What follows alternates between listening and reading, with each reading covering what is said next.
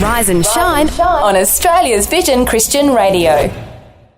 What a great show today, Shell. So much fun. We had some good, deep and meaningfuls, and we had some...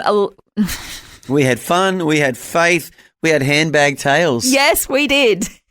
Some crazy things in our handbags. I think most people who have a bag of any description have probably found some crazy things in there. Yeah, it was good. And also a little bit of seriousness as well. There's some really good conversations with a lady about forgiveness, a Bible teacher, as well as Pastor Reverend Professor John Dixon, who's talking about an 1800-year-old hymn. And there's an Australia-wide tour coming up about that, a documentary which he's going to be hosting in every capital city in Australia. Yeah, along with the question and answer session as well. So it's going to be a great event.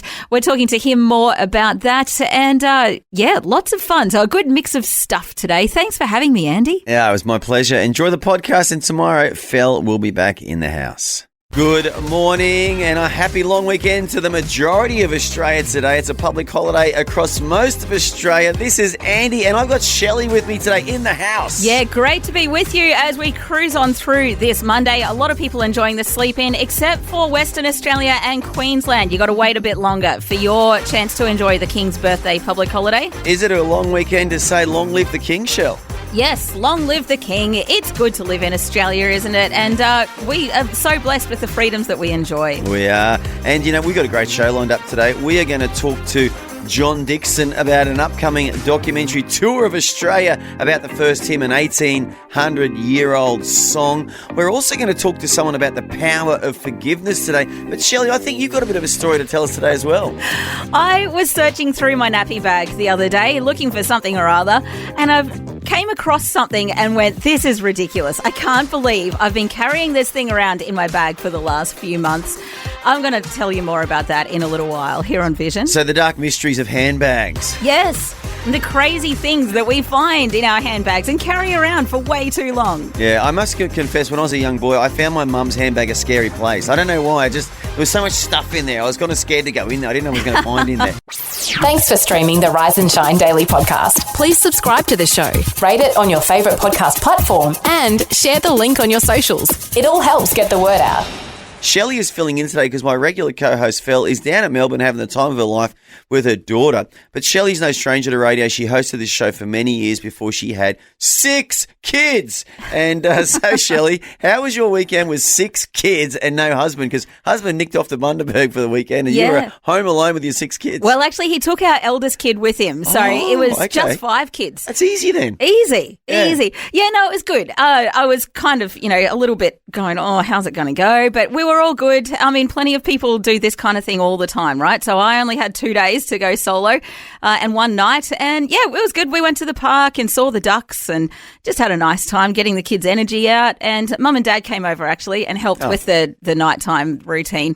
So it was nice to have a couple of extra pairs of hands on Saturday night. It is nice. When you saw the ducks, did you guys feed the ducks or just observe the ducks? No. Well, this is the thing because there's signs up now saying don't feed the ducks. And it's a bit disappointing because for a long time there, even if you didn't feed them, you could kind of walk up to the water's edge and they'd come over to you and be all friendly. And it was just really fun for the kids.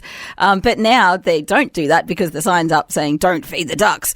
And there's not many ducks there now. So I don't blame the ducks. They're boycotting it. Well, it's a bit sad you're not going to feed me, I'm not coming anymore. There were a couple of pelicans, though, and a couple of swans and a whole lot of bin chickens, but some nice ducks. Well, who's the pelican, the band, the feeding of the ducks? That's the question I want answered today, Shell. I mean, honestly, what's going on in Australia today? You can't even feed a duck anymore. Well, yeah, apparently, especially bread is really bad for their tummies. Yeah, apparently that's a thing. Man. But I just go, well, didn't they survive really, really well for decades being fed bread? Yeah. And now there's no ducks in our duck pond because nobody's feeding them. I don't know. But I've heard people say it's all right to feed them things like peas and corn and even oats and stuff, but people say just don't feed them bread.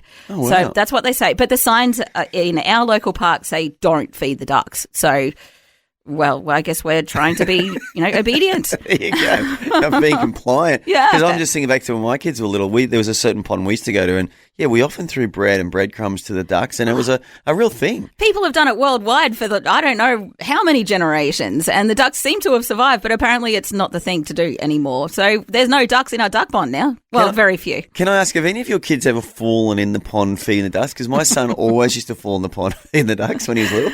No, but they got pretty close. And we've got my little toddler is only just starting to walk, so we had to be very careful of him. The other thing that we found with toddlers is that, like in years past, where we have given them bread to give to the ducks, especially if it's stale bread, and the toddler then wants to eat the bread rather than give it to the ducks. Who can blame them? Yeah, they're going, dude, it's not real great for you to be eating. The law of the jungle, the isn't it? Yeah. But aren't those memories? I mean, I'm just thinking about my son now. He fell in ponds. He fell in like displays at there's a place called South Bank in Brisbane where they have this water display with these floating balls. He fell in that once and soaked himself. He fell in a friend's swimming pool once and went straight to the bottom as a toddler. He had this thing for getting in water. I don't know, but we always got him out anyway. Well, I usually just hold their hands when we're close to that kind of thing, and we're generally all right. Or if they're really little, stick them in a baby carrier or a stroller, and we've been okay so far. Yeah. But our time will come, I'm sure. Yeah, but it's just like those memories to me are really special memories because they grow up, Shell, don't they? And they become little adults and they start driving cars, or mine does now. Yeah. And he's at university. And you're on the other end of things, I'm on the other end of the spectrum, Shell, but I do miss those times. But yeah, that sounds like a fun weekend. 5 kids, ducks, and parents helping you out. Yes, it was good. No, we had a good weekend, a nice time together with my 5 younger kids. Rise and shine on Vision Christian Radio. And we just talked all about my weekend, but what was yours like, Andy? I had a good weekend, busy as always. Had a few meetings with couples getting married soon. I do marry people on the weekends, and my youngest daughter and I went to the gym on Saturday night together and worked out. Nice. And but yes, see, that's good quality time, by the way. People have this thing that quality time is like taking your child out for ice cream or going to the cafe with your child. Like, quality time is just hanging out with your kid and just being intentional in that time. So doing stuff together, like just going to the gym or doing the dishes together or whatever. That's awesome. I agree, Love it. And getting tortured in the gym, because my youngest daughter was like a state gymnast. She's quite strong and she's really good at core exercises and glute exercise. Let's just say we're working on the glutes on Saturday, and mine are very sore today from that torture. But I went to church yesterday, Shell. I've got to say, sometimes you go to church and the worship you just feel something in the worship. When I say feel, it's not about feelings, but I think great worship is when you just start to think about scriptures from the Bible and you start to think about God's promises, and then you realize they're for you and that God's going to bring those promises true in your life as well. And you just start feeling that real, or sensing in your heart that real awe and reverence for God, and you sense His presence, and the fruit of the Spirit is joy and peace and love. And then during the worship, and this is what happened to me yesterday, you start thinking about other people and you start praying for other people, praying for their salvation, and someone who's really close to me who needs to, come back to the Lord. And I just really enjoyed church yesterday for that reason. The worship to me was really impacting in my life. Yeah, wow. It's amazing too how God uses worship times like that, where worship time, even by definition, is all about God. Like, it's about you worshiping God. But then He sometimes uses that time to tell you things as well. Yeah. Which is a really beautiful part of our relationship with Him, isn't it? Yeah, because we draw near. The Bible says, draw near to God and He will draw near to you. And I think when God draws near to us, He starts to bring His will to pass and He starts to do what He wants to do. And like I said, for me yesterday, just being in the worship, I wasn't just thinking about myself, I was thinking about someone else, and I was praying for them the whole time. As I was worshiping, I was just believing for this other person, praying that God would speak to them and touch them. And as I said, then you start to feel the fruit of the Spirit, which is faith and love and joy. So, yeah, I was trying to analyze it and process, why did I enjoy the worship so much? Because it's not about feelings, Yeah, goosebumps, it really isn't. all that sort of stuff. I mean, it's great. not about the lighting or the smoke machines or the way that the music crescendos or who's playing keyboards this week. It's nothing to do with that. Hey, that's not worship. Absolutely. And I'm going to go a step further and say worship isn't just music. Worship is 24/7. Yeah. It's not. We have this thing in churches where we call the music worship, and it is, but worship is so much more than just singing songs in church. Yeah, 100%. And because to me, the greatest example of worship in the New Testament is Paul and Silas in the prison. No music, no musician, no song leader, just 2 dudes just singing from their hearts. But again, I believe as Paul and Silas were praying and singing that night, they had that same sense of His presence. They would have been feeling the fruit of the Spirit, the love, the joy, the peace. And it was like, it didn't make sense because they were in jail, they'd been flogged, they were bleeding. Because the Bible says many stripes were laid on them. They were battered. And yet in that context, they're getting this joy and they're getting this peace. And it didn't make sense to their natural minds. And I believe as they just kept drawing nearer and nearer and nearer to God through their worship, yeah, we know what happened. God just turned up. The Bible says that the place was shaken, the prison doors flew open, jailer gets saved, his family gets saved, Paul and Silas get washed, their wounds get tended to, and they get set free the next day. I mean, to me, that's worship, like I said, but it didn't involve any music, did it? No. Well, I think they were singing songs, but yeah, there was no smoke machines, there was no lighting, there was no fancy no backing equipment. Tracks, no inner ear, and all that stuff is good, like you said, but the heart of worship is just a person's heart connecting to God. Exactly. It was about them worshipping God, not what they could get out of singing in the hope that they might be released or whatever. Like their heart was just to worship God, which is a lovely thing.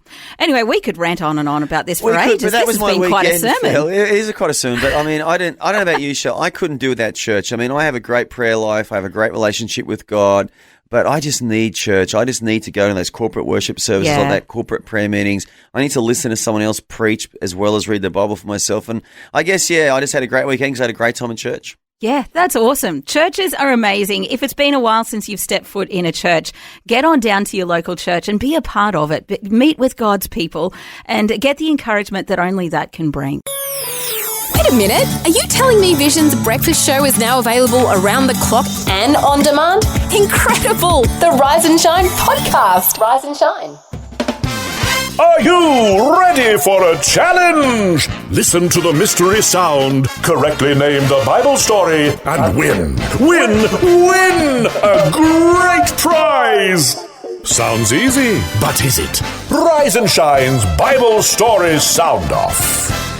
And Shelley, don't you love a flight on the time machine, going back in time and listening to a Bible story? I actually love the music to that intro. I really love it. Yeah, I love a little bit of jazz band, big band stuff. It's got that TV game show vibe about it, hasn't it? It really does, yes. Well, I'm going to play the sound again because we've flown back in time in the time machine. We've listened to a Bible story, Shell. Let's have one more listen and see if we can work out what this is.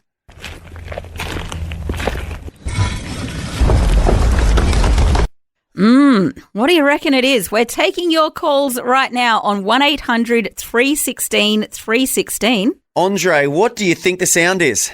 Oh, look, I've been thinking about it. I was hoping that it would have something to do with David and Goliath as he's running up towards the giant, that's the footpath and the rattling of the slings. I can hear that in the sound. What do you think, Shell? Could that be it? Oh, I can hear the running, and he could have been moving the stones as well. Like, that does sound like stones kind of scraping. But is it the answer? Oh, Andre, great try, mate. Thank you so much for the call. No worries. Have a great day, guys. And we'll play the Bible story sound off again tomorrow. You can have a little ponder on what you reckon that sound is from. The Rise and Shine podcast. With the King's birthday comes the King's birthday honours. And there's been a whole lot of honours handed out. 430 Medals of the Order, so that's OAM, 120 Members of the Order, which is AM, 31 Officers of the Order, which is AO, and 14 Companions of the Order, AC. And I think this is an interesting thing because there's a few names that you'll recognise. There's a few Hollywood people. Scott Morrison got the highest order within the Order of Australia. He got the Companion of the Order, basically for his leadership of Australia, especially during the pandemic. Okay. But the thing that gets me with these Queen's and now King's birthday honours every year is that so many of the people that get these things are just normal, ordinary people doing amazing things in their community. Yeah, absolutely. And that's a good thing, isn't it, Shell? And I think the consistent theme in most of their stories is they just do what they do to help others. Yes. They do what they do because they believe in community. They believe in making, society better. And because they've done that, they get recognised. So it actually is nice, isn't it, to recognise people for the good work they do? Yeah, and they certainly don't do it for the purpose of being recognised by the king. But it's a nice little just cherry on top to just say thanks to these people for the amazing work that they do in our community. There's a couple from our church where both the husband and the wife individually have both gotten King's birthday honours in previous years. Okay. Which, they're a power couple. They are actually amazing. I want to interview them for for the story because they have incredible stories to tell.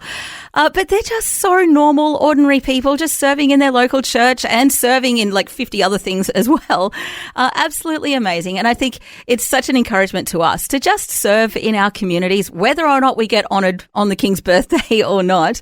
But we can be out there making a difference too. And people are, and I think so many Christians are out there making a difference and just doing what they do to help others. And I think the modern world, just whether it's good or bad, social media tends to highlight the beautiful, the crazy, the most exaggerated or the loudest voice, and mainstream media tends to highlight the most negative and traumatic and sort of attention-grabbing headlines. And so the majority of people get ignored on both those platforms. Really, normal people, their stories aren't really going viral, are they, just for being normal?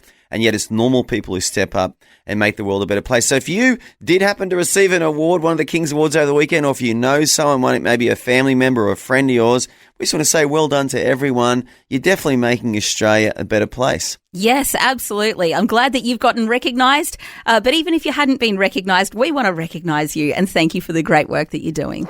We're caffeinated and ready to face the day.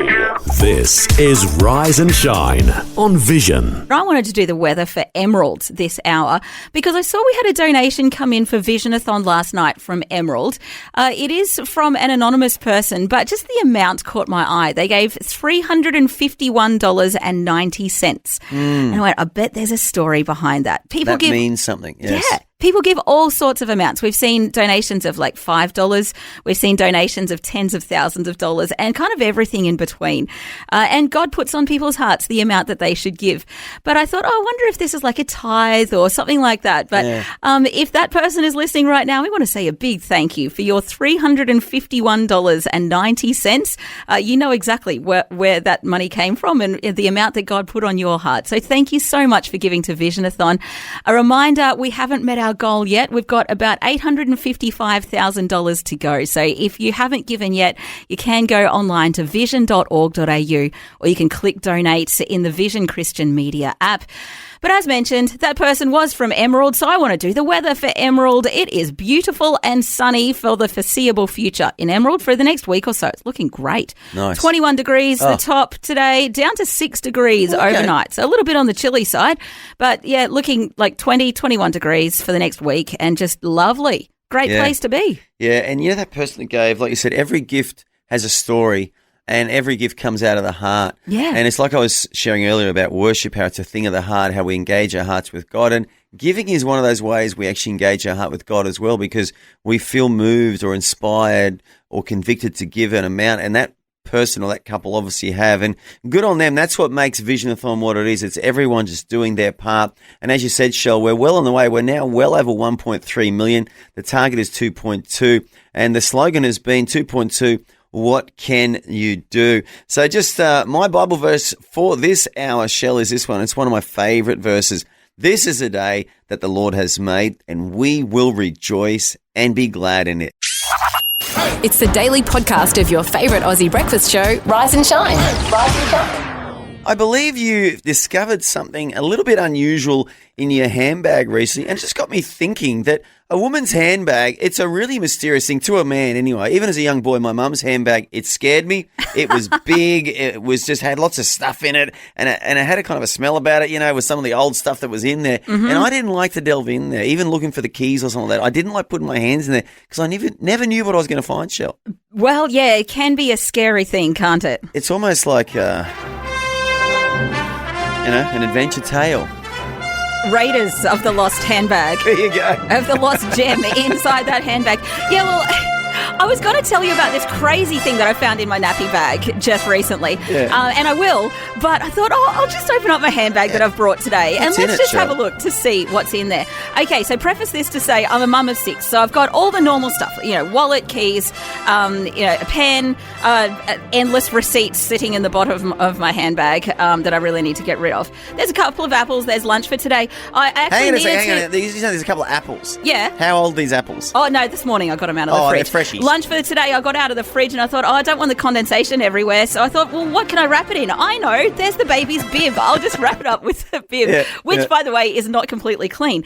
Then we have other normal things like muesli bars, because when you get caught out with a starving child who can't wait another 10 minutes to get home, then you just, give them a muesli bar. That's easy. That's emergency rations. Yes, I like it. Yes. Oh, see, this is the thing. You were saying about your mum had everything, and because mums need to have everything, right? Yep. You never know when you're going to be caught out without tomato ketchup. So I've got tomato ketchup. I've got a packet of sugar. I've got a... Have you got any medical stuff in there? Any Band-Aids? Soy sauce for sushi. Yes, I'm glad you asked. I've got Band-Aids, I've got tissues, Wow. I've got Panadol, heartburn tablets and Nurofen. I've got... all sorts of things. I've got a couple of trinkets and things that the kids have picked up at parks that we absolutely had to take home, like Hang their on, that favourite looks like rock. a Malteser. Is that a Malteser? No, this is macadamia nuts, because we were somewhere and we found macadamia nuts, so they've been sitting in the bottom of my handbag for a little bit. I also have... what every mum needs, a random blood test vial sitting in my bag. That's because we're homeschoolers, and I was chatting to the blood test person like a year ago and just explaining stuff, and she said, oh, here, you can take this one home. It's out of date. You can have it and show the kids and explain stuff about it. So I went, yeah, cool. It's been sitting in my handbag, but I have shown my kids. I've got so much just random stuff in my handbag even today. Do you think that's normal? Do you think most women have lots of random stuff in their handbags? Well, it's helpful, isn't it? For when you fall over and scrape your knee, your mum always had exactly what you needed, right? I did like the little medical kit. You've got a little plastic bag there with lots of Band-Aids. Yep. My mum wasn't that organised. There was always just loose Band-Aids in the handbag, and they were often used. You're right. I remember smashing my head once in a car park and needing a Band-Aid or two. Yeah, that's only scraping the surface of what's in my handbag. There's more that I haven't said about. But the most ridiculous thing, I was searching. Hang on. The most ridiculous thing. We need a soundtrack for that. Yes. I was searching through the nappy bag the other day. I needed something or other. Yep. And so I was checking all the pockets, and I found in one of the pockets there was a paper bag in there. And I went, oh, what on earth is that? So I opened it up, and it was kangaroo food. From when we had been to our local zoo. We had annual passes that had run out 4 months ago. Oh, wow. And I've still been carrying around this kangaroo food. I live in the city. I live in suburbia. I do not see kangaroos on a regular basis.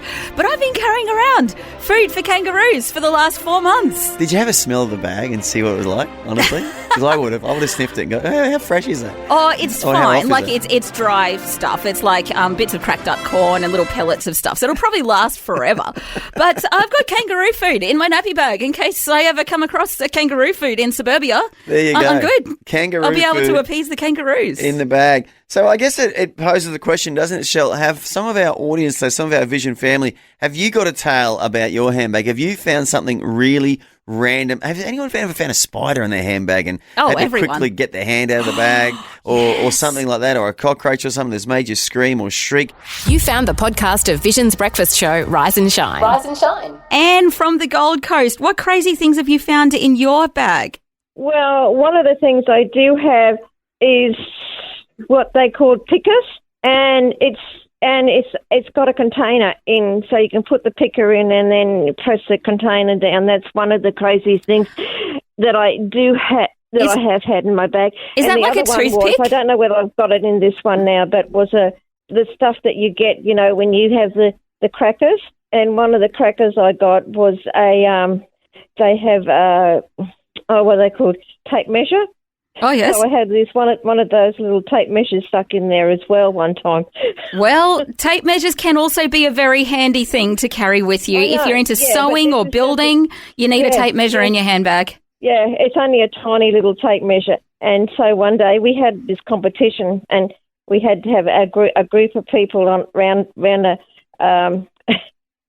thing, and we had this list of handbags, what was in our handbags that we had to have, and everyone pulled out all the different things that they had, It was just, it was good. Oh, the crazy things we carry around, hey?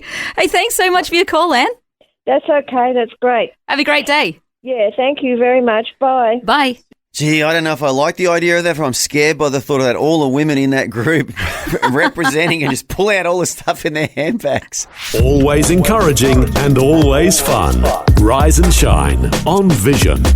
Julie is on the phone from Hobart. Julie, what's the craziest thing you've found in your bag? Well, we took, many years ago, my late husband and I took my father and mother-in-law out for tea, and my mother-in-law had dementia at that time, but she was enjoying a pork chop very much, but she couldn't quite finish it, and she said, "Oh, I'd like to take that home and finish it." She's popped it in the handbag. I wrapped it up and put it in my handbag, and was meant to get it out when we dropped them off and put it in her fridge. And of course, and I must have been at home for the next few days not using my handbag, and a strange smell was emanating of a half-eaten pork chop. And you see, Julie, this was why I was always afraid of my mum's handbag, because I just knew there was stuff like that lurking down there somewhere. I just didn't like to go there. Yes, well, I don't put food in your handbag, half-eaten food. That's your hot tip, eh? Did you give it to the dog or a cat? Did you feed it to one of your animals, or you just threw it out? Put it out in the garbage as quick as I could. No, I haven't got a cat or dog. Oh, that's a good one, Julie. A half-eaten pork chop. Thanks so much for your call. Okay, thank you. There you go, Shelley. That is a pretty good story. A pork chop in the handbag. Whoa. I love it. We'd love to hear from you on the strangest thing you found in your handbag, or maybe you want to dob in your mum's or your wife's handbag. Let's have some dobbing. Love the Rise and Shine podcast?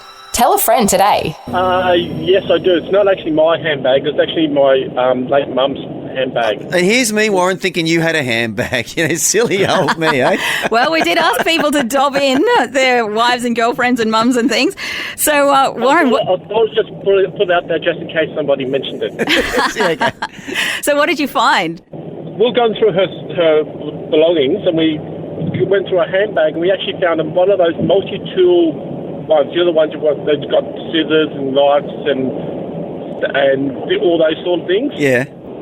Yeah, she actually found one of them in her handbag.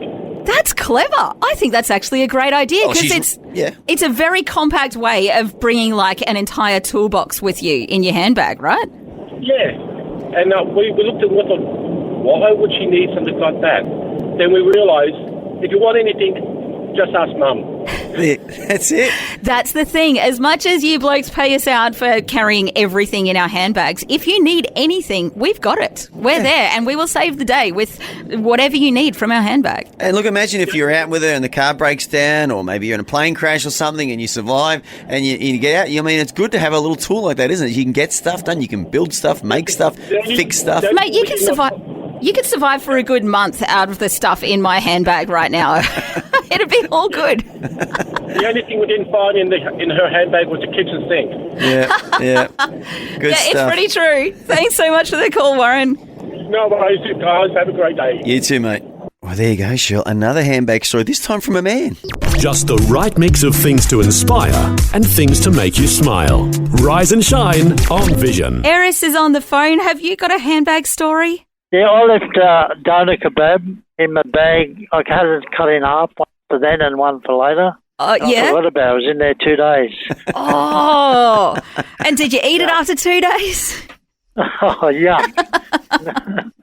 I don't know what's worse, like finding it and going, oh man, I got to deal with this, and it's made a massive mess in my bag, or just being disappointed that you never got to eat the other half of your kebab.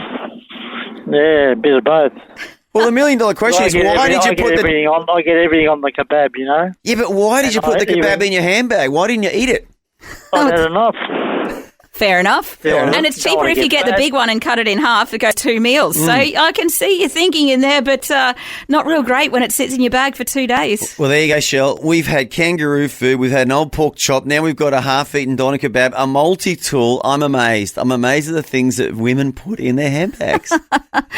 Yes, but we're equipped for every occasion, aren't we? You certainly are, and we couldn't live without mums. And as I said, I mean, my mum's handbag saved me on one occasion when I smashed my head up in a car park, and the Band-Aids in the bottom of the handbag helped stem the bleeding a little bit till we got to the hospital. But I feel like it's a bit of a Mary Poppins bag, actually. Like, there is so much stuff in my, like, it sounds like there's so much stuff in my handbag, and there is, but it's just like a normal size handbag. It's not big. And it's all good stuff, Shell. It's all good stuff. I've heard of all-day breakfast on the menu, but here's a brekkie show available 24/7. Thanks for streaming the Rise and Shine Daily podcast. Someone found an 1800-year-old song on a piece of papyrus in Egypt, an archaeologist. A song has been written about it, and it's called The First hymn. And Ben Fielding and Chris Tomlin have actually written and sung this song. It's amazing. And they're doing a massive documentary about it, aren't they? Which is doing a tour around Australia in every capital city, I believe, Shelley. Yeah, the documentary is happening, and also they're doing an exclusive question and answer session with the guy who made it, Professor John Dixon. There's all the details on the website, thefirstHymnMovie.com, and we're going to actually be talking with John Dixon next hour. But if you're interested, you can go and see it in Brisbane on June the 30th. Then it keeps going to Sydney, Canberra, Melbourne, Adelaide, Perth, Darwin and Hobart in the days after that as well. So all the details at thefirstHymnMovie.com. Pretty exciting, and Vision are partnering with that as well, so we'll be there at all those events as well. Subscribe and listen to the Rise and Shine podcast in the free Vision app. It's easy and available everywhere. Great to have you with us wherever you are. Marianne from Casterton in Victoria. She'll be enjoying the public holiday today. But I wanted to say thanks to Marianne for giving $150 last night to Visionathon. Yes, I'm going to do the weather for Casterton in just a sec. But I thought we should probably let you know where we're at with Visionathon. Yeah, absolutely. Where are we on the tally board? Tally board. What is a tally board, isn't it? It is. $855,000 to go to get to our target of $2.2 million for Visionathon. People have continued to give, which is fantastic.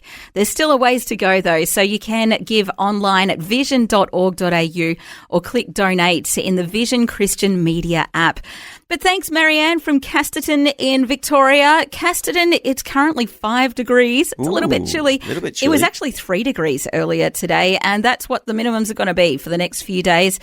Looking like a nice day, but some late thunder predicted today. 14 degrees at the top. Tomorrow, a late shower and a top of 15 degrees. There you go. Well, it's good news for the snowfields because the ski season did open over the weekend, and I did read on the news this morning that they did have some good snow down in the snowfields. So those cold temperatures are definitely helping that. Also, just want to highlight that Victoria is second on the tally board for as far as the amount of donations made per state. So Victoria coming second. So encouraging to see. To me, that just says there's a lot more Victorian listeners now as well. Yeah, so it's really stepped up. Yeah, more than 500 people in Victoria have given to this Visionathon. So thank you to everyone in Victoria and all the states who have given. And we are now, Shell, at 61% of our goal of 2.2 million. So we are definitely getting there. Yes, as mentioned, you can give online at vision.org.au or click donate in the Vision Christian Media app. And Psalm 118 verse 1 says this, "Oh, give thanks to the Lord, for he is good, and his mercy endures forever." That's a good one. Brought to you by the generosity of Vision family members across Australia and around the world. The Rise and Shine podcast. Shelley, I'm so excited about our next guest. His name is Dr. John Dixon. He's from the podcast on Undeceptions. He's also a professor at Wheaton College in the United States. And as a new Christian, I knew him as the lead singer and frontman for this really cool Christian band called In the Silence. And Dr. John joins us all the way from Chicago today. John, welcome. Hey, good to chat with you. Now, John, you're into music at the moment with the first hymn, but are you going to sing us one of your old songs first? Yeah, I'm really not. Life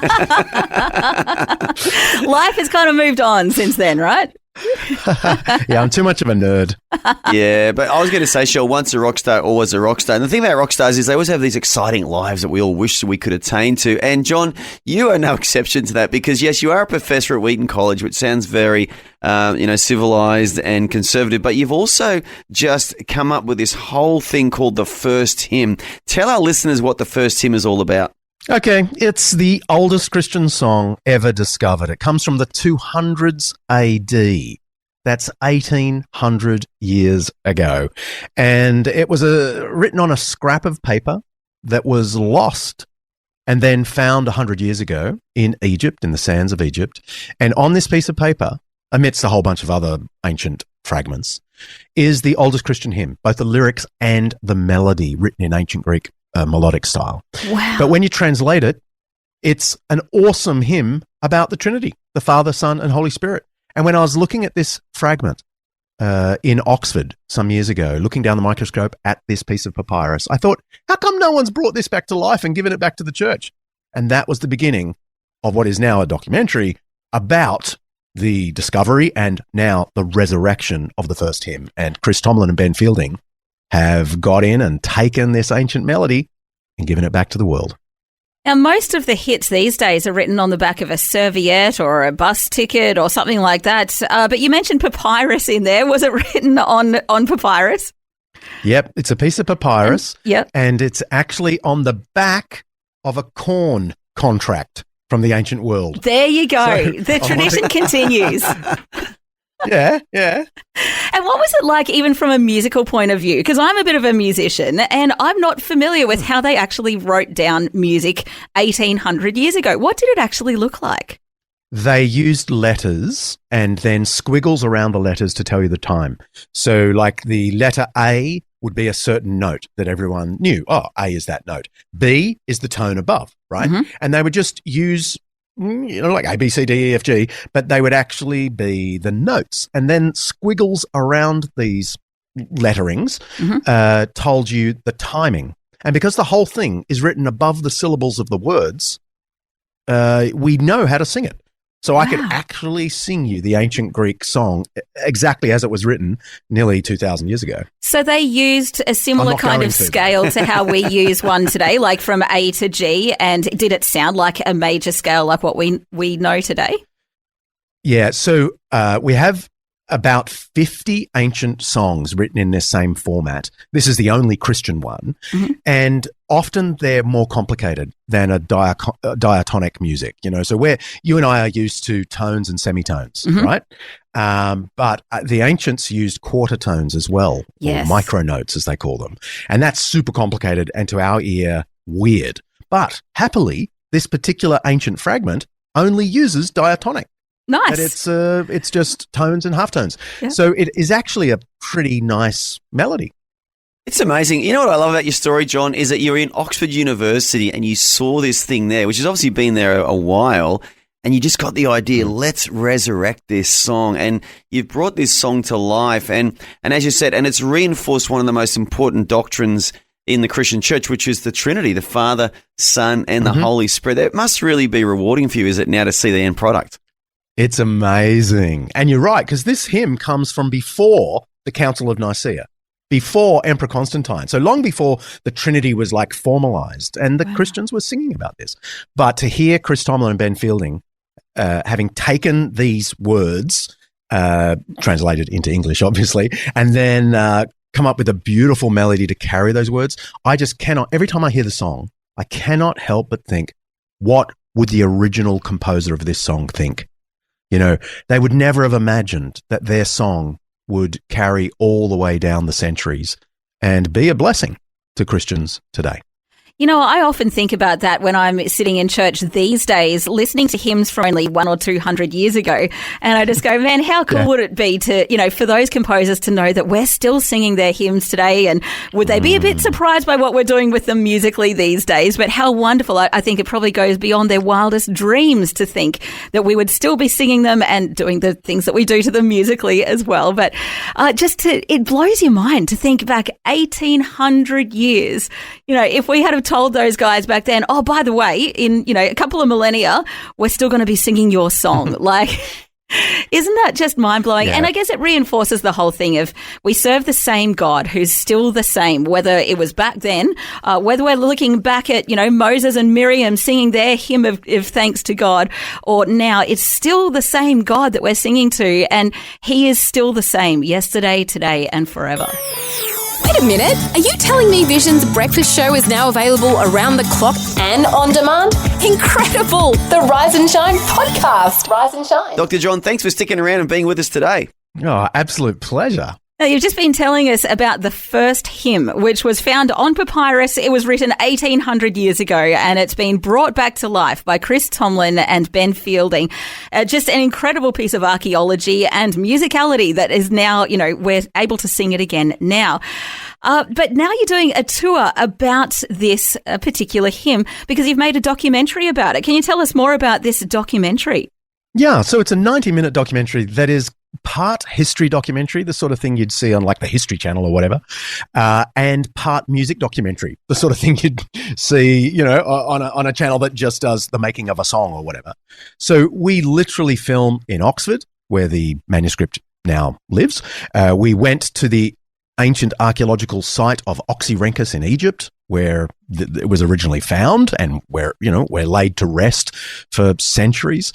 And then we pivot and we go to Nashville and Sydney and Texas, where we film Chris and Ben first songwriting and trying to work out this puzzle. How do you take an ancient song and make it, modern?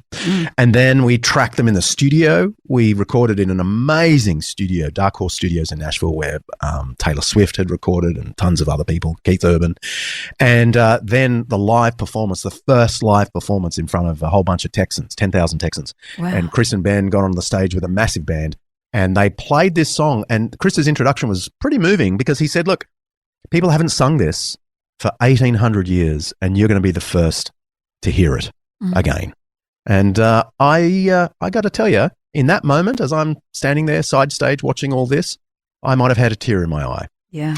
Yeah, absolutely. I mean, it's kind of Goosebumps territory, isn't it? And like we were saying, it's the same God that we serve, whether you're talking about, that first hymn, although I got to say, people were singing hymns of praise to God in the Bible as well. So it probably predates. Or is there a difference between the songs that they were singing in the Bible and, what you define as a hymn? Yeah, I mean, you're right that we have psalms. They were like hymns, right? But no sheet music came with it. Whereas this thing from 1,800 years ago has the melody. So it's the only example from the ancient world where we know not just the words, but the actual tune. Yeah. And we film the whole thing. And the cool thing in the movie is we don't just film the modern version with Chris and Ben. We get a choir to do the original Greek version, and it is absolutely haunting. Oh, wow. Nice. You've thought of everything. You know what I'm thinking, John? I'm thinking whoever wrote this song, 1,800 years ago are in heaven now. I don't know if God's allowing them right now to realise this is happening, but the thought that 1,800 years later, thousands of people are being impacted by this song all over again. I mean, there's got to be some smiles in heaven when they do finally find out that this was part of their work. And it just shows, doesn't it, John, that when you step out and just do what you feel in your heart, you just never know the impact, do you, and how long that impact's going to last for. Yeah, you're right. And we've sort of rolled it out a little bit in the US already, but I'm heading home, in 3 weeks to start rolling it around Australia, and I can't wait to introduce my Aussie mates to this. Yeah, you're going to be doing a tour it's a screening and a exclusive question and answer session with your good self, Professor John Dixon. There's tickets available at thefirstHymnMovie.com. It all kicks off on June the 30th in Brisbane. Then you're heading to Sydney, Canberra, Melbourne, Adelaide, Perth, Darwin and Hobart over the coming days. So all the details at thefirstHymnMovie.com. I think, John, you just wanted to come home and do a good tour around all the capital cities. Is that the story? Yeah, you're right. I miss Australia so much. So come and see the sights and drink the coffee as well. Enjoy the coffee here in Australia.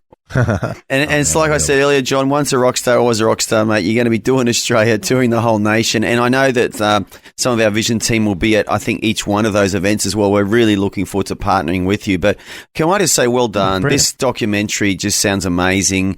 It's just so incredible. I know it's going to encourage thousands, probably tens, maybe hundreds of thousands of people all around the world. I'm sure a lot of work, sweat, and maybe even tears went in behind the scenes, John. So well done. And thank you for joining us today. And we look forward to seeing you at one of these events around Australia and all the capital cities of Australia. And hopefully many of our Vision listeners will also join you there as well. Absolute pleasure. Thank you so much. I've heard of all-day breakfast on the menu, but here's a brekkie show available 24/7. Thanks for streaming the Rise and Shine Daily Podcast.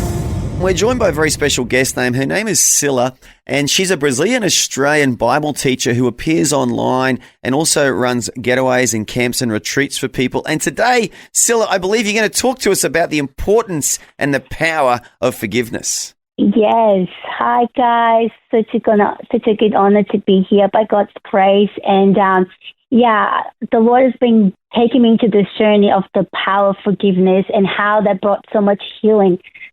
First in myself, I went through this journey, but as the Lord kept me showing how important it is to walk in forgiveness, that brings you so much freedom, so much healing. So I'm so encouraged that the Lord is really speaking to his body about how important it is for us to walk in forgiveness, because we are actually bound by that prayer Jesus taught us that the Father can forgive us when we release forgiveness to others.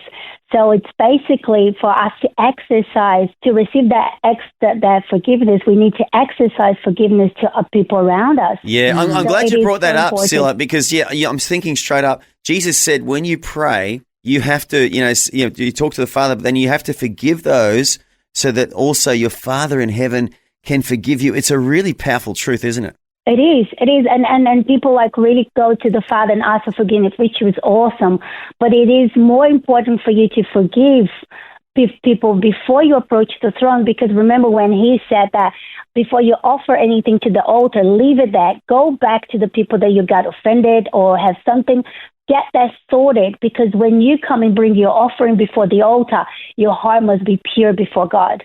So basically, Jesus was reaffirming what he gave in the book of the law in the Old Testament. Jesus brought in a new light with the prayer that we should forgive others so we can receive full forgiveness from the Father. But I reckon there's someone listening at the moment just going, yeah, that's all really nice in theory, but I've been really, really hurt to a very large degree.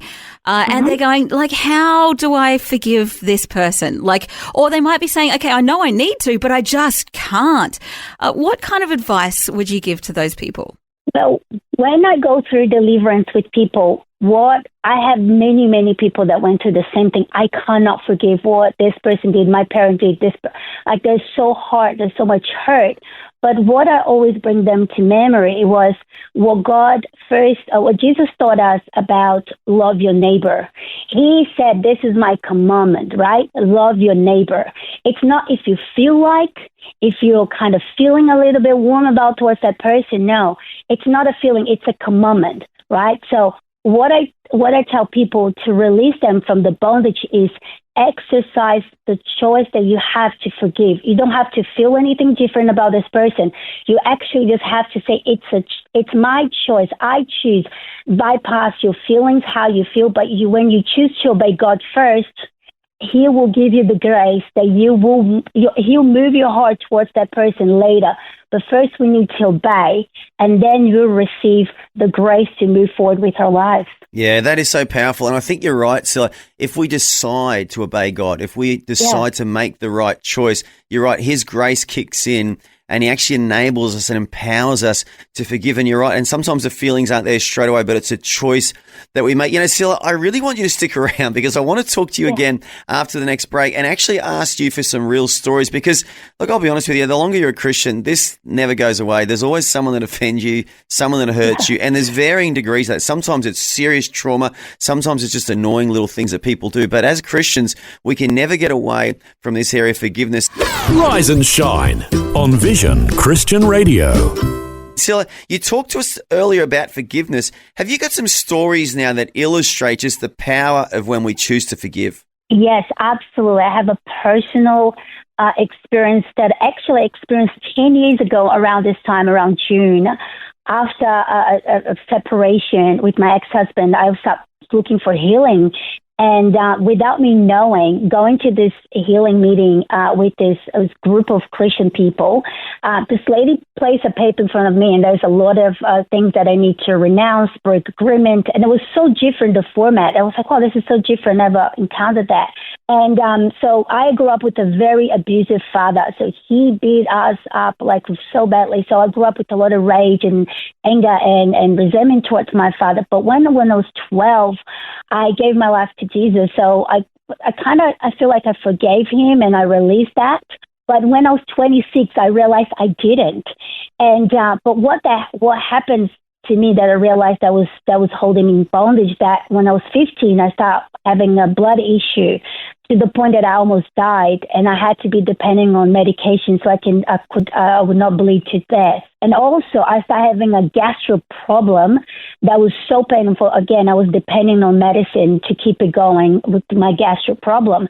But also, as a child, I was sexually abused by my uncle, my father's brother. So I grew up with a lot of trauma, resentment, hate, and all that, right? Yeah, But absolutely. at 12 years old, I started walking with Jesus, and the love of God was really like dealing with those things. But when I was 26, as I said, then go back to the story 10 years ago, I sat down and started renouncing, and then that was, I came to that phrase, forgiveness is a choice.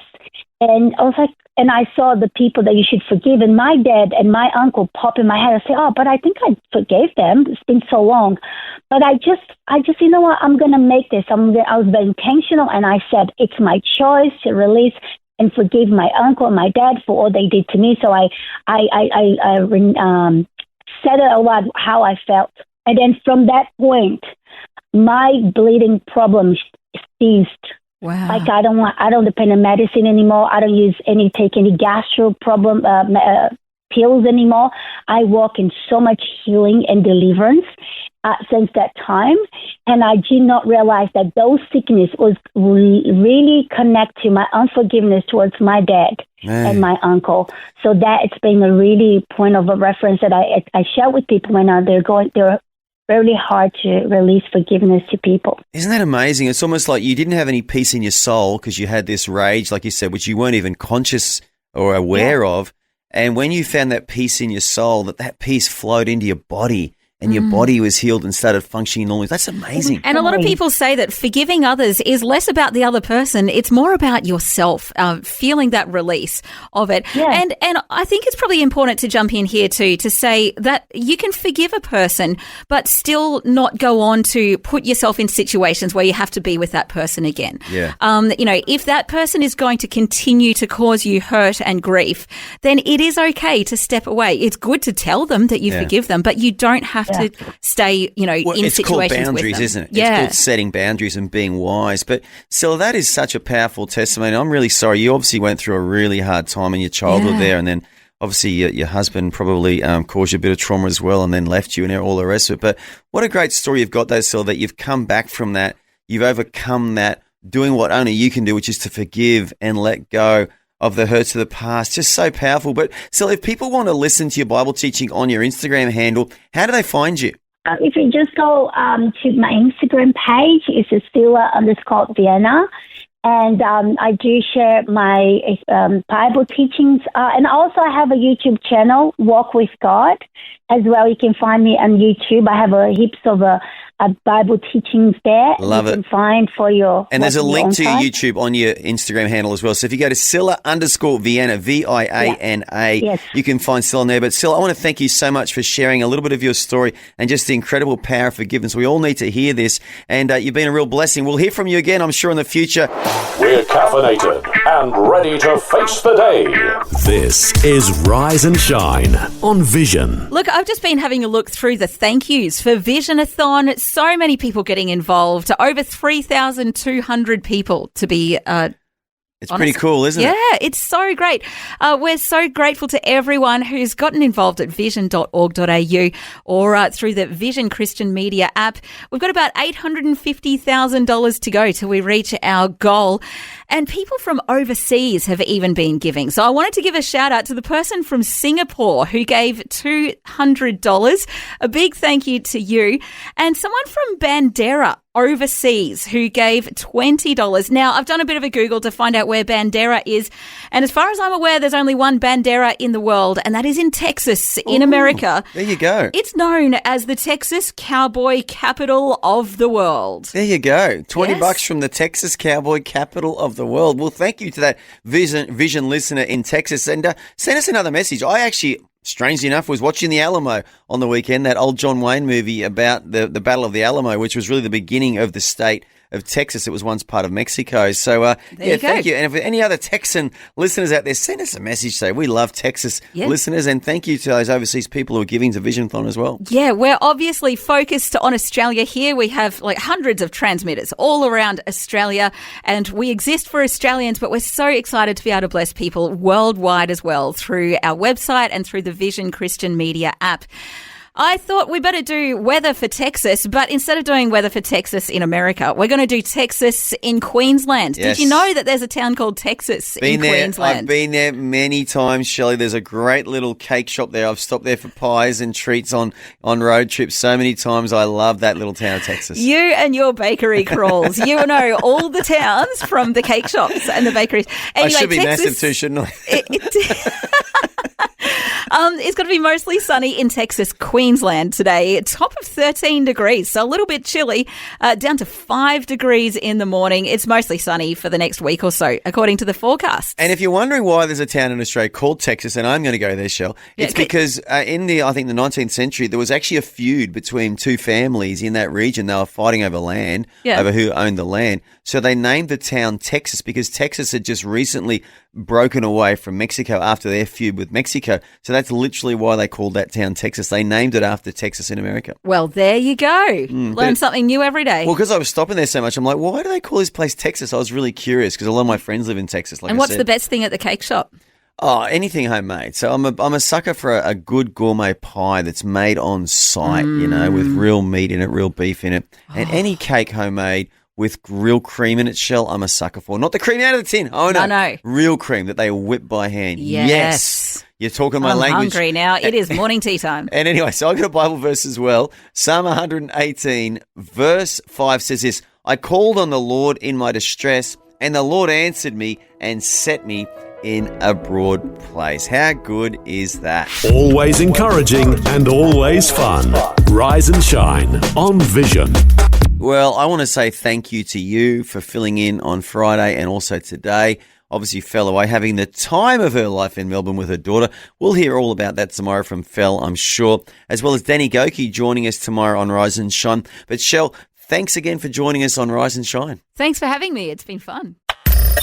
Thanks for taking time to listen to this audio on demand from Vision Christian Media. To find out more about us, go to vision.org.au.